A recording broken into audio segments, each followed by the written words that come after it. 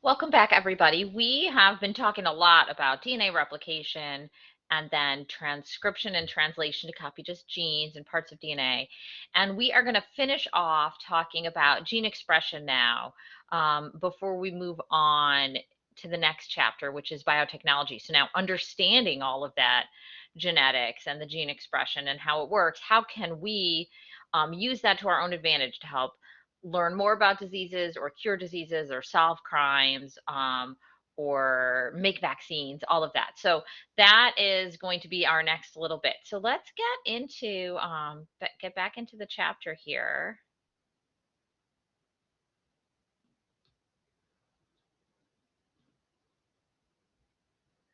And as always, I've got to find our slide.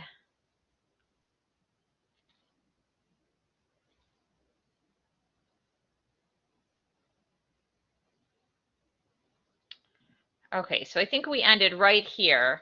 And the fact that some genes are, turned on at some points and turned off at another, not everything is being expressed all of the time. So, and it's not just that within your body, some genes are being expressed sometimes and some genes aren't, but different cells may be expressing different genes at the same time. So, if we think about the fact that a multicellular organism has cellular differentiation, right? All of your cells don't look the same and they don't have the same jobs. And this happens very early on in development. So you may have heard of stem cells and stem cell research. A stem cell is basically a cell that hasn't differentiated. So as embryos, right, an embryo starts off as one cell that then divides into two and then four. So it goes through these rapid phases of division. And so, early on, an embryo is just a ball of cells, and all of these cells are what would be considered stem cells. None of them have a job yet; they're not doing their own thing. Eventually, that becomes a hollow ball, and if you looked at it in a cross section, it would be like this if you cut through it. And it would be hollow in here where I'm kind of coloring in blue. Okay, that would be hollow. And these are still stem cells. But then the next step is, so this would be, you guys don't need to know this, but this hollow ball is a blastula. And then it goes through this process called gastrulation where it bends in like that and almost looks like a Pac-Man. This is when we start to get some differentiation. And some organisms will have two layers of cells here. This is for animal development. Um, and then some animals will actually have three layers, which we have. So we have an ectoderm, which is the outer layer of cells, mesoderm, which is the middle, and endoderm, which is the inside layer. And your endoderm becomes like your that becomes some of the muscle cells, I think, or the skeletal system, and the ectoderm becomes like your skin, but also some other things. So as this differentiation takes place, the cells are going to get different jobs, and some cells will do some things and some will do other things, and so there are some genes that will only be turned on in certain cells. So if we look here at like this red blood cell, this chart, the red blood cell is going to express the hemoglobin gene, and it can produce a type of RNA called rRNA. It can do that. But if we then compare that in the middle here, we have this pancreatic gene. It will never make hemoglobin, but it can make insulin, right? And it's also going to make rRNA. And then if we compare that to a neuron, it's not going to make hemoglobin or insulin. So even though that pancreatic gene isn't going to be making insulin all the time, right? It's going to make insulin in reaction to, something that you've eaten. Um, it can make insulin sometimes when necessary. Your blood cells are never going to make insulin no matter what you've eaten.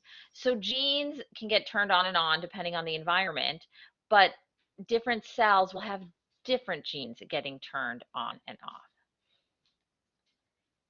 So that is just a really cool thing about multicellular organisms. And when you think about how they have to work together and sometimes at the harm to themselves, right? A cell that gets that gets programmed for cell death because it has mistakes in its DNA, it's harming itself, right? Organisms should want to reproduce and pass on their genes, and that cell is killing itself. If it doesn't listen and doesn't kill itself, it's acting in its own self-interest, but hurting the organism, and that could become cancerous. So a multicellular organism is a really interesting thing. Okay, so there are some genes that are kind of master genes that control other genes and tell the other genes when to turn on and off. And many of these deal with development. So these homeotic genes are controlling other groups. And so here we have a fruit fly, and you can see on the bottom is the fruit fly larva, or what we might know as a maggot, right? And at the top is the adult. And it has these different like genes along the way um, during its development. You can see the genes are kind of lined up, and and then depending on what is expressed, which gene is expressed, different things develop. So if there's like a mutation, or you move one of these genes, like from if you double one of the thorax sections that has wings, you can end up with um, a fly that has an extra set of wings, like we see down here, right? This one has two sets of wings instead of one. So they've doubled the section. In this diagram labeled B, we have a normal fly head, and then one where one of these genes for leg development was moved up to the eyes. So they just like kind of moved this green gene, right, which is supposed to be for legs. They kind of moved it up there, and you end up with eyes, with legs coming out of the eyes. So you can produce some pretty wacky things. And obviously, this sort of research is not done on humans, but it can be done on flies, moving genes around and seeing or seeing what gets turned on in different areas of the body. There are other genes that are similar to these homeotic genes. You guys don't need to know the difference between a homeotic gene and a Hox gene in development, but these also direct embryonic development, and they go across almost all eukaryotes. So here we have a Drosophila, which is a fruit fly on the top, and a mouse embryo on the bottom, and then they're color coded so you can see what genes are the same. So they all have like a gene up here in blue um, that goes towards the head. And obviously, a mouse head is very different from a fly head. And there's a skeletal structure and vertebrae and a skull encased in that, right? But this is kind of at the back of the neck, and you can see many of these sections of the body. The tail end, right, is a similar gene. Obviously, the mice have then there's a lot that has been added onto them, and there may be mutations in any of these genes as well. But we can see the evolution of these genes and the similarities and differences between organisms and looking at these genes that regulate development. So finally, what we're going to talk about is what happens when there's a mistake in a gene. What happens when the genes are damaged? And the term for this is mutation, which I'm sure all of you have heard of, right? A mutation is simply a change in the sequence of the DNA. And so it could occur in just a few cells, like if you are exposed to a chemical or extra UV, either through, the sun or something like that, you could get a mole that has some genetic damage to it. Or it could occur throughout the genome. So if the egg or the sperm itself had a mutation in it, that would then be in the entire genome of the offspring. So if the egg has a mutation, then every single, if you've got, so we'll start with our one egg cell here.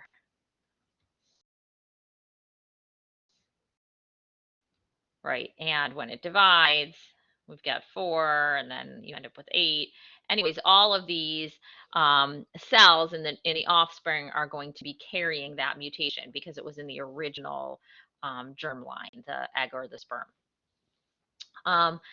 It's important to keep in mind that not all mutations are bad. When we hear that word, we usually think bad, but all genetic variation that we see on the planet is the result of a mutation. If there was never any mutation, all life on Earth would still be whatever that very first bacterial prokaryotic life was, right? But there were mutations in that, and then we had different types of prokaryotes, and then a mutation there, right? And they ate up some prokaryotes for endosymbiosis, and a mutation when it folded in on the cell, right?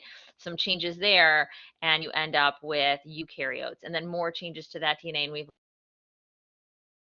different.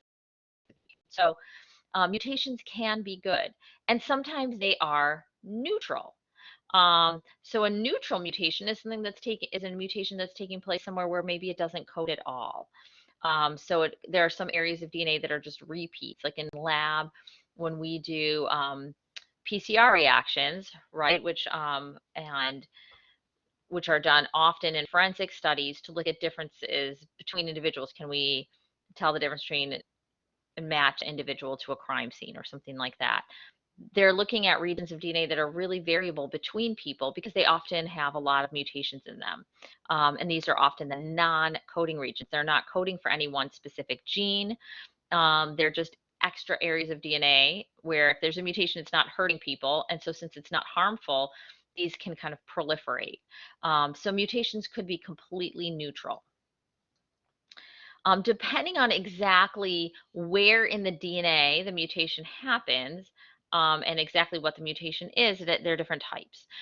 So a substitution is just changing one base pair for another.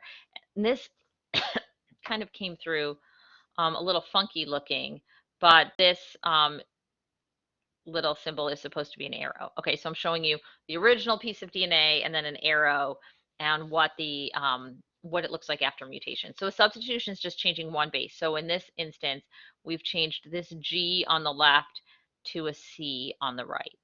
This could have a few different impacts. If we go back to our codon, like decoder chart here, right? Sometimes you could have a mutation. If you look at the top right here, UUU to UUC, that's neutral. They're making the exact same amino acid, right? In this case, for this amino acid, SER, there are 4 different combinations that would make that amino acid. And actually, there's a few more over here, right? So you could have a UCG or an AGU, and it's going to make SER. So some of these changes, while they might look big, might actually end up with the exact same amino acid in place there. So that would be a neutral mutation if you end up with the exact same amino acid. But it's a substitution. You're substituting one base for another, or you could be substituting 2 bases for 2 others. But you're still keeping the same number here, right? So we have in this original one, we have 2 sets of codons, and in this other one, we still have our 2 sets of codons. Now we could also just add an extra base pair in there. So here we have the same CTA-GGC, but in the mutation we have CTA, and then we added this TG in the middle. We added it right after the first G right here. Okay, what did this do? This has completely resulted in a shift in how this is read. We could also delete some of these. So CTA, GGC is our original. We could take away this GG, and we just have CTA and then a C. Okay, and this is assuming that after this there was, these are telling you what some of these other, this is going to end up looking like CTA and then C blank, blank, blank, whatever else came after that. So this insertion and this deletion result in what's known as a frame shift. It's a consequence of insertions and deletions because it's going to change how the codons are read. If we look, I'm going to start writing in red here at this first insertion. Let's say that if the original DNA that we were reading, the original pre-mutation DNA was CTA, GGC, and then maybe another CTA, okay? When we inserted this TG in here, what results is we have CTA, and then we have a GTG that was inserted right there, right? And then we continue with the rest of ours. We have a GC from here. And then we need to make another codon. We take the C from here, and then we have this TA, and it's going to get combined with something else over here, okay? Well, we've now completely changed, other than this CTA, we've changed every other codon going down the line. Every amino acid in the rest of this protein is going to be so this insertion resulted in a frame shift, because if things are read in groups of 3, if you add 1 or 2 somewhere in the middle, or even at the beginning or the end, you're changing all the rest of the amino acids. Same thing happens with a deletion, right? If it was supposed to be GGC here and we took out that GG, let me delete that, what we've got so far. Okay, so now let's go back. Let's say, okay, our original is CTA, GGC, and then we added another CTA, right? And here we're taking out this GG. Okay, so now it's going to be read CTA, CT, right? These 3 become a codon. And then this A gets joined with whatever comes next, right? Let's say the next one was a TC something, okay? So another frame shift by removing 2 bases, it changes the next amino acids and all the rest down the line. So if you add 1 or 2 or delete 1 or 2 bases, it results in a frame shift. Everything shifts. If you add 3 or delete 3, you're just removing 1 amino acid or adding 1 extra amino acid. That could still have a real negative impact, but it's not changing everything else. So I hope everybody understands why adding 1 or 2 or deleting 1 or 2 results in a frame shift, because codons are in groups of 3. If you add 3 or delete 3, it changes the amino acids in this protein, but it doesn't change every single amino acid. In addition,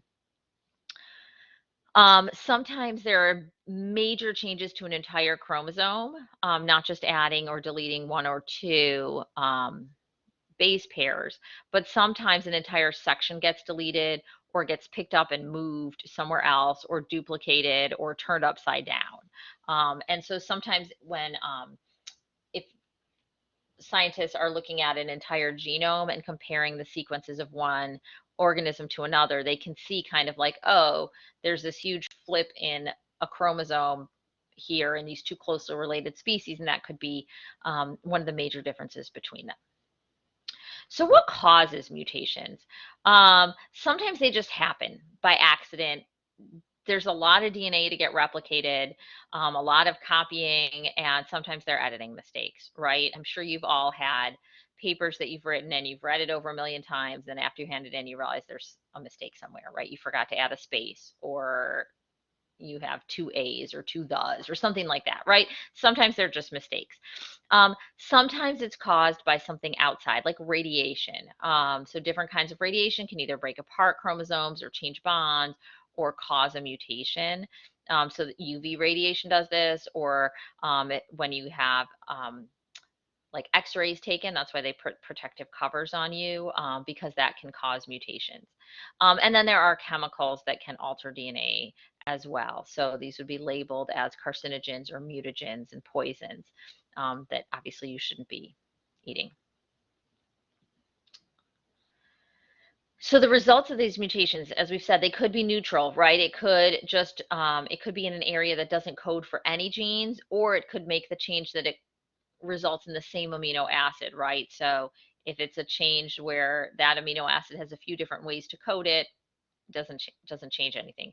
It could be positive. So there are some mutations that are helpful, and these may be selected for, and those individuals do better than others. And we're going to talk about sickle cell and that trait and how that mutation can be advantageous. And then sometimes mutations are just negative, right? So if you can't make a protein that is necessary, then that could be result in a disease, or it could be fatal. So some are more minor. So there are some people that can't kind of digest and detoxify alcohol as well. and this results in a fast flush. So some people turn, bright red if they've had some alcohol. This trait is more common in Asians, although certainly not unique to them. Tay-Sachs disease is a disease that is more common in Jewish populations, and this is actually fatal. This is an inability to make an enzyme that's necessary for like breaking down um, some toxins in the body. And then some cancers are also the results of mutations. So if you've heard of BRCA1 and BRCA2, these are breast cancer genes. They can run in families. This is a mutation in a gene there, and they're on different chromosomes, but they have similar results.